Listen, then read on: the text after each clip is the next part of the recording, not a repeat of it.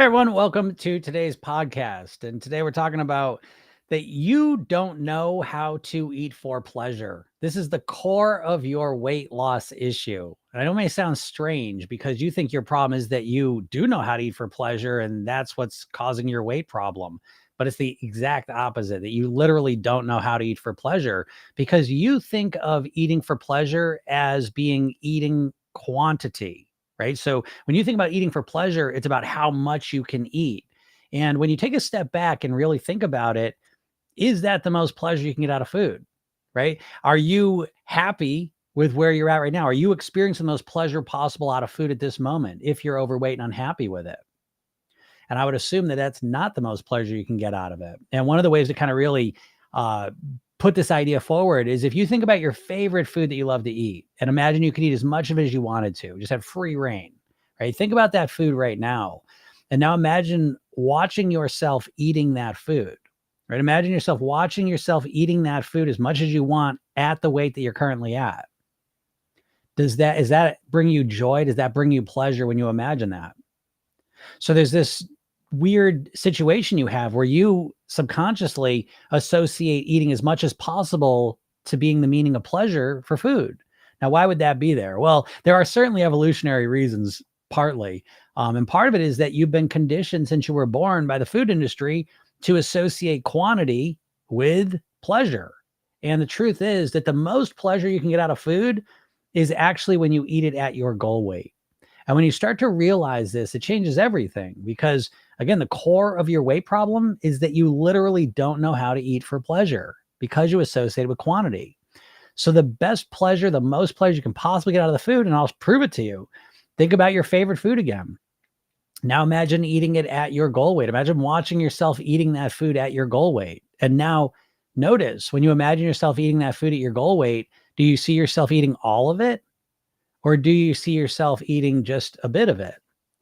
See, this is where the real pleasure of the food comes from. And it reminds me of, how can you have your cake and your body too, right? And the way you have it is you start to redefine what the ultimate pleasure is. And the ultimate pleasure is to be able to eat your favorite food at your goal weight. And the way you get there is to realize that the most pleasure you get from food cannot just be defined by the consumption phase of it. You can't just look at pleasure of food as just when you're eating it. Because if you look at things that way, then it's like, why not start doing heroin and cocaine? Right? Because it seems like when you do those things, it's really pleasurable. But when you think about those things, you naturally expand your view and you recognize what the consequences are. And that awareness of the consequences prevents you from defining doing hard drugs as a pleasurable experience because you're focused on the consequence. So if we do the same thing with food, and again, you've been conditioned to not do this. You've been conditioned to only enjoy food and think about food the moment of consumption. But if we zoom out and look at the full experience of food, the full consequence that follows the food, you're going to realize that a lot of times after you finish eating your pleasurable food, you feel like shit.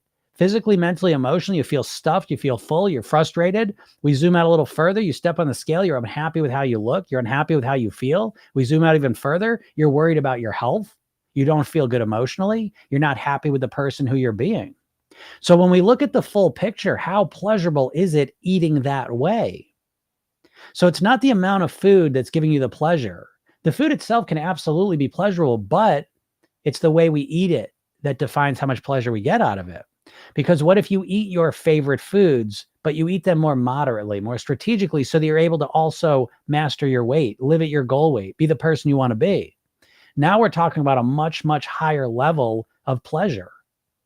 And when you start to think of food this way, it makes it much easier to master your weight because now instead of trying to restrict pleasure, right, because every diet is basically saying, okay, no more pleasure so that I can lose the weight. But when you start looking at things this way, you start realizing, holy shit, I get more pleasure in order to lose the weight. And once you start thinking of it that way, everything changes and becomes much, much easier. So give this some thought. Start to really question, what is pleasure of food? How much pleasure can I experience and how can I do it? And what you're going to realize is it all comes down to how you're eating it. You do not need to give up your favorite foods at all. You do need to eat them differently. And when you start eating them differently, you're going to realize you can unleash way more pleasure from those foods than you've gotten from stuffing yourself with them. So give this some thought, and I hope this helps you out. If anyone has any questions, feel free to ask them. Camera set up here. Whoop. Turn that away. This camera looks crooked to me, but for some reason it's not. So yeah, if anyone's got any questions, there says, I'm scared to eat everything. Yeah, I know. I get that, Dervet. That's the thing with my clients. I mean, I think that's everyone. And you're scared to eat everything because you're probably a lifelong dieter. And so you associate, you're just scared of food. You know, that's just an implication of a very unhealthy relationship with food, because you're terrified of it. You're scared to eat anything because you think you're just going to overdo it. And it is, I swear, this is the core. I'm really, really realizing this, especially last couple of weeks. I've had a lot of clients really start to internalize the concept of pleasure eating days. And it's helped me out a lot to really realize this is a core problem for a lot of people, because what's happening is when you're trying to lose weight with the diets, you're basically saying to yourself, I have to stop. I have to give up pleasure. I'm going to give up pleasure in order to lose the weight. Now, your brain's a pleasure-seeking mechanism, so that's not going to last long. You're not going to live a life of no pleasure. And so if in your mind you define weight loss as an absence of pleasure, it's a temporary thing at best. And when you redefine this and you start to realize I can get more pleasure out of eating less food, that's when everything becomes different. And all of a sudden you start to realize I could do this forever. And that's such a difference, because the diets, it's just an endurance test of how long you can go without pleasure for. And it's not going to be very long. I'm here to tell you. So if you wonder why you've struggled in the past, this is a big reason why. All right. Let's see if I have any questions. What's up, Don? How's it going? Don says, hi, Jim. It's my turn. My kid is Cinderella in the Woods opens tonight. That's awesome, Don. That's exciting. Yeah, it's so fun. Oh my God. Those Chicago show was, that was a highlight. That was so much fun. To watch her do that. So I'm excited for you. Yeah, that'll be awesome. Yeah, Cinderella, huh? That's great. That's exciting. Let's see. If there's any questions? I'm going to try to get through everyone. User 569 says, I'm 4 pounds from my low weight. Every time I get there, I binge, even though I'm 10-ish from my goal. Yeah. How do I change my subconscious beliefs to stop binging? I get this all the time, and I'll give you my theory on it. You may or may not buy into it, but hold on a second. I just this thing's crooked. It's making me nuts. Here's what I think on that is I think a lot of people struggle to get to their goal weight because most people have an overweight mindset. That's their natural mindset, right? So if you've been overweight for a while, that's how you identify as an overweight person. Your natural mindset right now is to be overweight, right? So if you're not thinking about food, you're not dieting, whatever, the way you're living and eating just keeps you overweight. And what most people do is they'll go into diet mode where they consciously fight against that. And so you got your overweight mode and you got your diet mode. And as you get closer and closer to your goal weight, it starts to dawn on you like, well, what am I going to do? When I get to my goal weight, what am I going to do? And I think a lot of people keep themselves, now this is some people, the people that get close to their goal weight are perpetually 10 pounds over their goal weight. I think they hover around this spot because they're scared shitless. They don't know what to do. They don't want to go back to an overweight thinker. They can't diet forever unless they keep themselves a couple pounds over. They keep kind of sabotaging and keep themselves over here. And I think the core reason, again, comes down to that you never, ever learn how to think like a thin, healthy person. And so I always say this, that the most triggering phrase to a person who's actively losing weight, like a dieter who's losing weight, is what are you going to do when you get your goal weight? They get very upset about that because it reveals that they have no strategy to maintain it. They know how to diet because what most people are doing is they're trading the pleasure of the food for the pleasure of the scale going down. And they're scared that once the scale stops going down, I don't know, what do I do then? I'll go back to what I always do. And deep down, I bet that's part of it. And so keeping yourself in this diet mode and just a couple pounds over and sabotaging yourself and then put the weight on, I think is very common for people. And I think it's because they don't know how to be thin and healthy, but they do know how to diet. And so they keep themselves perpetually in that state to some degree. So yeah, I think the secret is to connect to who you want to be. So you're 4 pounds from my lowest weight and 10-ish from my goal.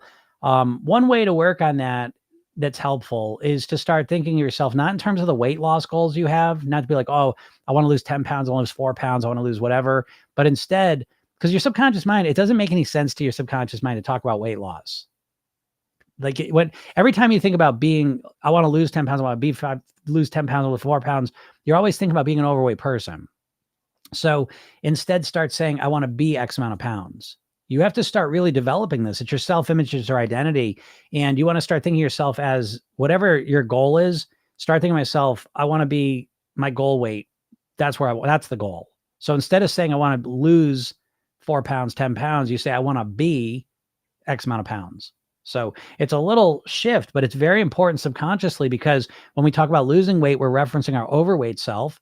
And when we talk about our goal weight, we imagine our ideal self, the person we want to be.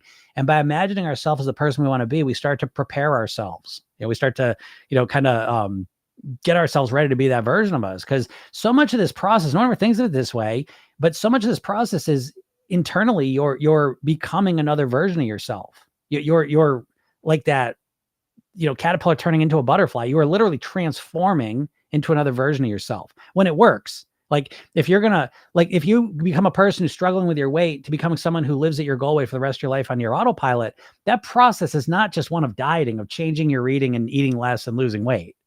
Okay. It's an internal process of redefining who you are. I'm becoming this other version of myself. You being overweight and you being at your goal weight, they're two different yous. I mean, it's the same core you to some degree, but they're expressed as two different versions of you. So you need to practice as quick as you can being the person you want to be. You can't just expect you're going to get to your goal weight and then just, oh, that's who I am now. Because how do you explain it? How do you explain that, 95% of people that lose the weight put it back on? How do you all explain it? I explain it because I think people identify as being an overweight person, and you're always going to live up or down to your self-image. So, again, that's how I would go about changing your subconscious beliefs to stop binging. Is that I think you're subconsciously scared of being at your goal weight because you don't know what you're going to do then. You know how to diet, you know how to be overweight. And I think a lot of people are struggling with that. So I hope that helps you out. Aaron says, thank you for making me understand the value of pleasure day and what it actually means. Yeah, Aaron. Well, it was great working on that with you because, again, my clients always teach me more than I teach them, I feel like. And the pleasure days are, I really, really, I don't know, it's just been a lot of people. I think I'm getting better explaining it as well. But I just got off a call that was, oh man, another one. It was just incredible. One of my favorite people to work with. And boy, it was a big breakthrough for her.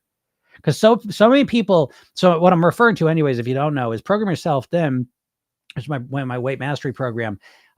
What I always suggest people to do in terms of eating plans, you've got to structure your eating. And I recommend a 5-2 model, 5 days of clean eating, 2 days of pleasure eating. Okay. And so the pleasure eating, people are almost always terrified of that because as a dieter, it's like, well, shit, if I put together 5 clean days, I don't want to screw it up. I don't want to, I'm doing so good now. I don't want to screw it up. But what you don't realize is you've got to learn. I mean, there's so much psychology. I'm not going to go to it all now, but you've got to learn how to eat for pleasure. And dieters are scared shitless of eating for pleasure, fucking terrified of it. And so until you resolve that, you're just never going to be able to master it. I'm not saying you wouldn't be able to lose weight for a little while. But what I'm talking about here is weight mastery. And what that means is you live at your goal weight for the rest of your life. So I regularly say, I don't give a shit. The whole weight loss industry is built around how fast you can lose the weight. And dieters are so easily seduced and entranced by fast weight loss. You don't realize that's the thing literally keeping you trapped, but it is. And, I get people like, oh, I lost 40 pounds in 2 months. I don't give a shit. I don't care. I don't care. I'm never impressed by fast weight loss unless it lasts a long time. I want to see. I never even talked to anyone about how they lost weight until if they've lost it for a year and a half, 2 years is kind of the starting point. If you've lost weight for 2 months, I'm happy for you. I'm glad you did it, but I'm not learning anything from you yet because anyone can drastically cut their calories for a little while. It takes a comprehensive, holistic approach to do it long term. And what you'll realize in the weight loss industry is no one's sharing with you how to do it long term. The entire weight loss industry is built around fast weight loss that's temporary. And I give dieters the benefit of the doubt. I'm going to assume that it's just because you never hear another perspective, which is literally why I do this every day for free, is to get how to show you that dieting is fucking bullshit. And it's almost guaranteed to not get you the results you're actually looking for. And is my way the only way? No, it can't be. But it's at least it indicates because I've interviewed so many people who successfully lost weight and kept it off. And while the specific strategies they use vary and differ, the mindset pieces seem to be very, very similar. So again, you can lose the weight in different ways, but the mindset piece has got to be a part of it in my experience. And without having that, I just don't know how you're going to get long-term success. And this is why no one's getting long-term success. And this is probably why you're apathetic now. You think about weight loss all the time. You can't even get yourself to start anything anymore. It's because deep down, that it's not going to last for you. So what's the point? What's up, Joy? How's it going? Issa says, yep, you're right. I'm hovering at 10 pounds over. Yeah. So you see Issa, right? So it's, it's so clear to me, that whole, cause I always say this, I have 30% of my clients invest a decent amount of money to work with me. And, they live the torture that people don't understand, because it's rarely about the weight itself. It's about what's going on in their head. And so I get these people that are 10, 15 pounds away from their goal weight. And, they live the torture of being obsessed with their weight and struggling to get to their goal weight. But they have the added bullshit of that they can't talk about with anyone, right? Because everyone else is 50 pounds overweight and they look at them and say, oh, shut up, But so I get a number of these people in my program. And it's because, again, and I know it drives you insane. You're the people that almost struggle, you're tortured the most almost, because you're like, what the fuck? I'm successful over here. I am mastering my weight. I'm always just 15 pounds over. So it's like, you know how to influence your weight and your eating and your lifestyle, but you can't get to that final goal of yours.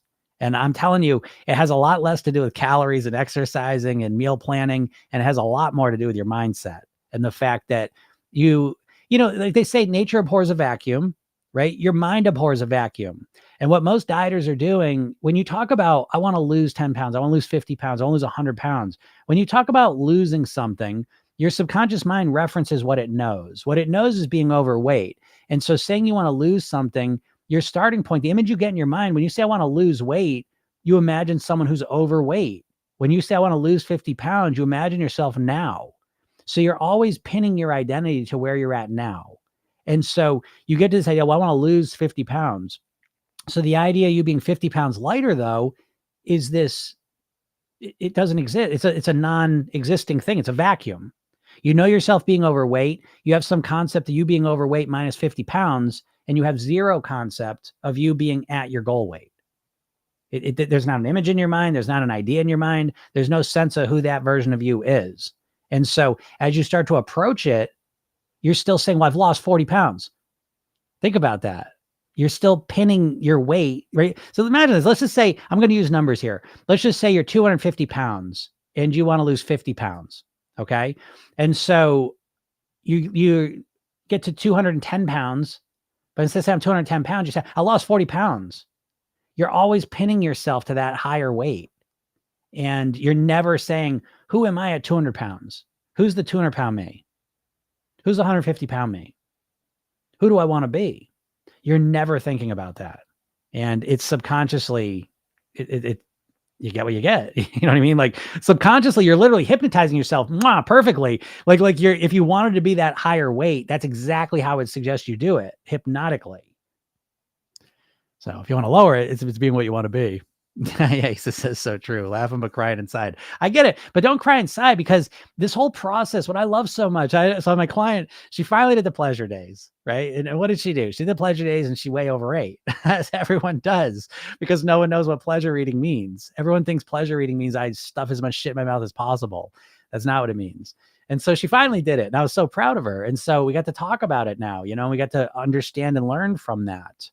And so that's the process. That's part of what I'm always trying to remind you of, is that weight loss is a process of learning.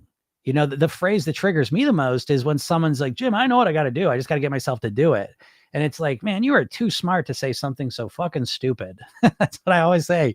It's like, give me a break. Like if you don't think, right now being overweight for many years or maybe decades, if you think you know what to do, you don't. Yes, you fucking don't. Because you know what we do when we know how to do something? We do it.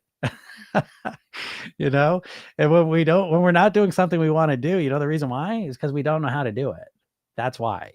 He's, oh no, I know what I got to do. I just got to force myself to do it. I mean, it couldn't be more obvious what the problem is. It's right there in front of you and you don't see it, when people say that to me. So it's, it's funny. Yeah. Jenny says, absolutely mindset. Yeah. It's all mindset. And then the irony, once you realize, oh yeah, shit, it is all mindset. And then I say to you, well, where are you learning mindset from? Who are you learning weight loss mindset from in the world? Give me a name. It's not like, never mind. I've moved past the point of saying like, who do you know on a national level is going to teach you weight loss mindset? To just give me a name. Anyone. Right? I get Lana. Okay, cool. Anyone else? Anyone else? I mean, as important as mindset is to weight loss, if you believe that, and if you don't believe that, huh?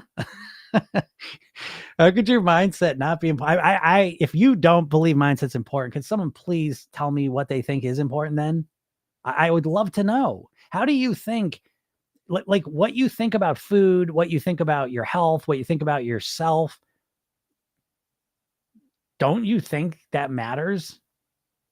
Don't you think it's going to impact what food you decide to eat and what you end up doing? And if you don't believe that, I would just love to know what someone thinks. I know how the mind works. And I know like most of the time we're not questioning shit.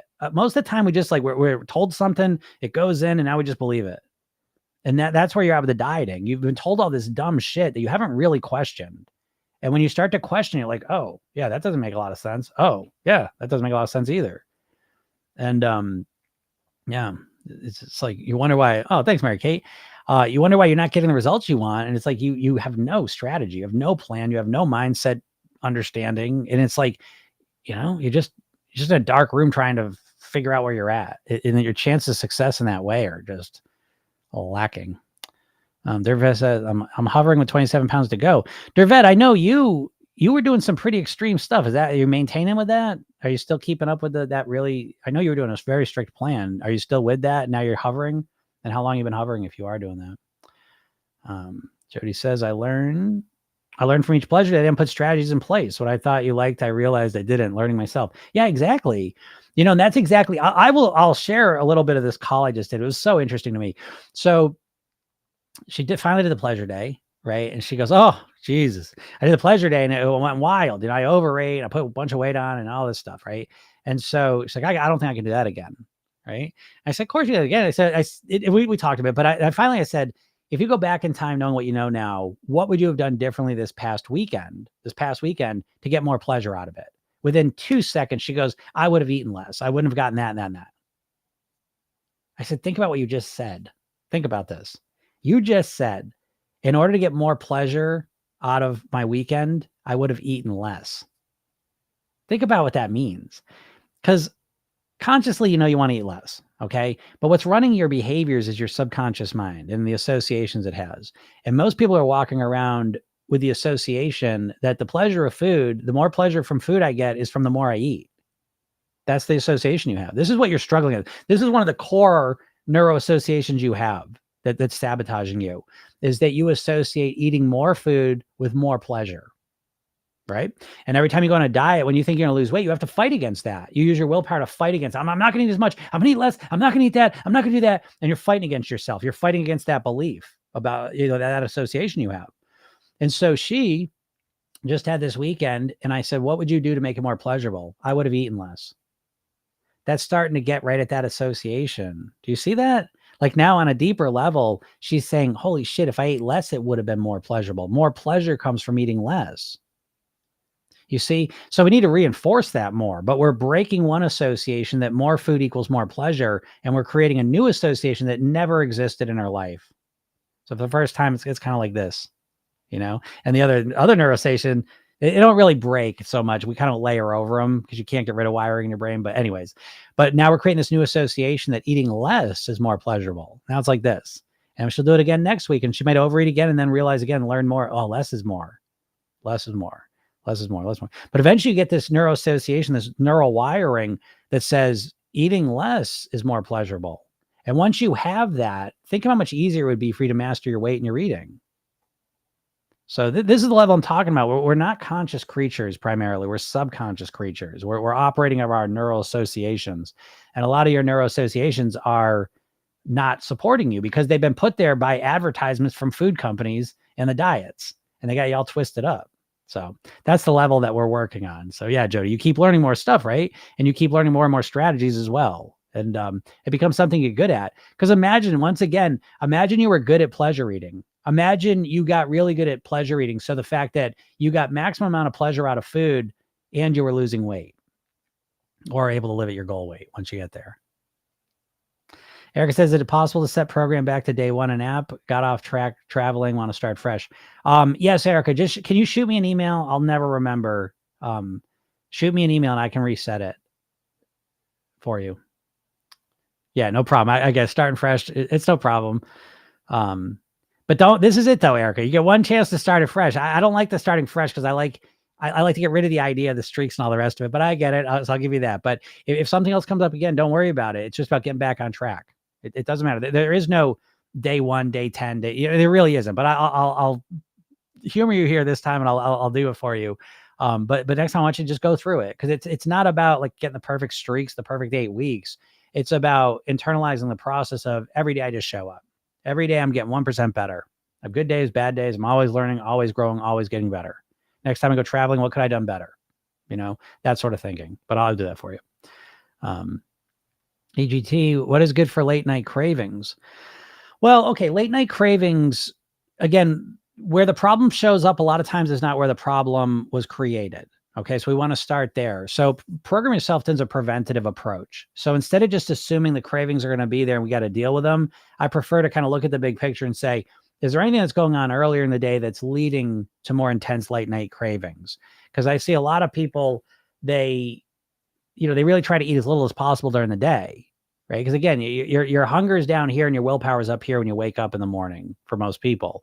And as the day goes, I say, forget breakfast. I'm going to skip breakfast. Lunch. I don't need lunch. Then you get to 1, 2 in the afternoon and now your hunger is up here and your willpower is down here. And now you can't control your eating. So that's the first thing I would suggest is when it comes to late night cravings, the first thing I want to do is make sure I've been nourishing myself throughout the day, right? That's the first thing. The next thing is to realize you got the 3 R's of weight loss: reduce, replace, remove. And so to have some alternatives, because I know you've tried to not eat late at night. Okay. Maybe that works sometimes, maybe it doesn't, right? So that's the remove option. But remember, we also have reduce and replace. And those are usually easier in some ways. So, reducing is obviously, if I usually eat 2 scoops of ice cream, I'll just eat 1 scoop of ice cream. I usually eat a bag of potato chips, I'll eat half a bag. Okay. So that's an option. And then replace is, instead of eating ice cream, I'll eat, I'll have the Halo ice cream. It's a lower calorie. Or instead of an ice cream, I'll have, frozen yogurt, something like that. Or I'll have an apple. Again, it depends how much of a jump you want to make in terms of making it healthier. So I would do those things there. And then the third thing I'd mention, the easiest way to deal with late night cravings is to go to bed earlier. Now, I know a lot of people don't want to do that, depending on what age you're at, where you're at in life. But that really is one of the best ones for a number of reasons. Obviously you're in bed and you're sleeping. But then, if you go to bed earlier, you start to have more energy, clarity of mind, and your hunger is usually reduced when you get more sleep as well. So there's a couple options for you to check out and try. Danielle K says, yes, torture because of the last 10 pounds to lose. Yep. I get it. Yeah. The last 10 pounds, it's primarily mindset. I mean, most weight loss is primarily mindset, but it's especially mindset when you're within 10, 15 pounds of your goal weight. And especially if you've been there for like years and years and years. Because now what you're doing is you're almost addicted to the diet mindset. I get this all the time. Like I said, and it's just so funny. We take a step back. It's like, it's usually the most type A-ish, overthinking, perfectionist type people, overachievers. And they keep themselves there. And again, why do you do it? I'm telling you why you do it. It's because you do not know how to think like a thin, healthy person. You don't even have that concept's not even in your mind. And so again, you got this overweight mindset and this diet mindset, and you're like, shit, I better keep myself in a diet mindset because I have some control, because it's so classic. Then once you get down to the goal weight, what do people do? They start binging and put the weight back on because you've been back in your overweight mindset. You see? So it's, again, you've got these two dynamics. You can either be an overweight person or a dieter.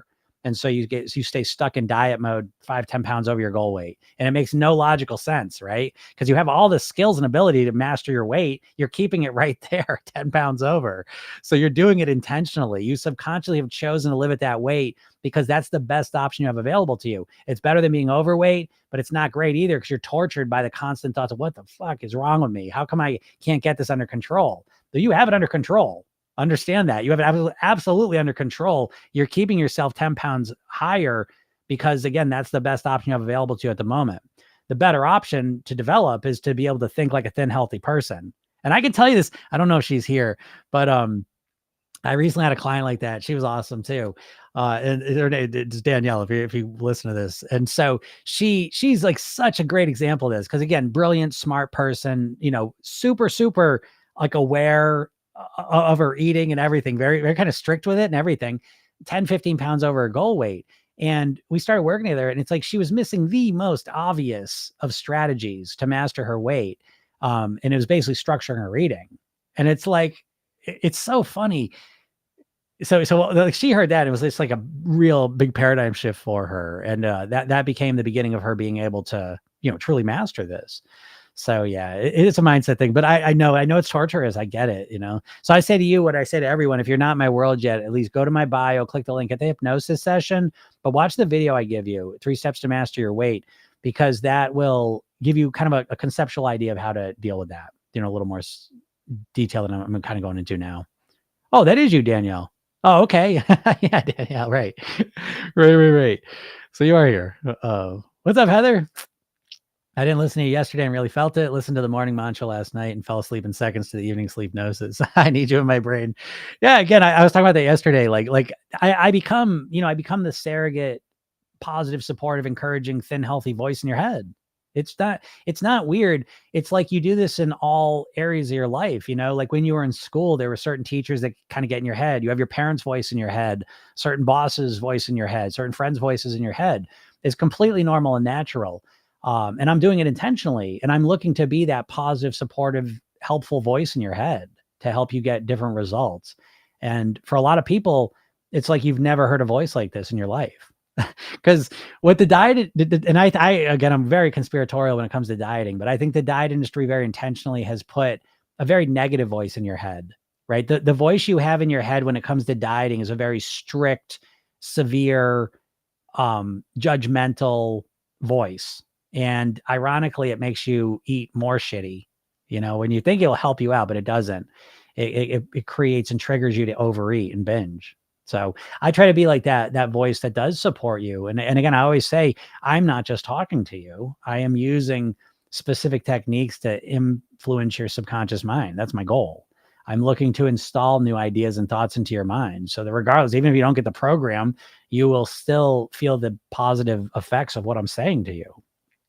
If you do get in the program, again, there's just a lot more of it. As Heather's saying here, there's a lot of hypnosis in my program because I think of Program Yourself Thin as like a weight mastery cocoon. That's what I think of it as. It's a 360-degree kind of cocoon, and a lot of that psychologically. I'm supporting you in a very robust way.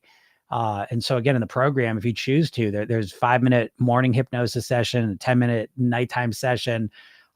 There's obviously lots of trainings and other things, but I'm looking at consistently because the most powerful hypnosis technique is repetition, and reinforcement. That's why when you watch TV, what do? You watch an hour of TV, you see that same commercial 6-7 times because repetition is the most powerful hypnotic technique.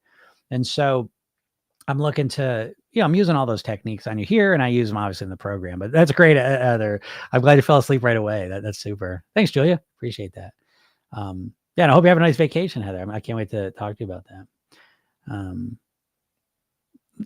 You're the best teacher. Thank you, Danielle. I appreciate that.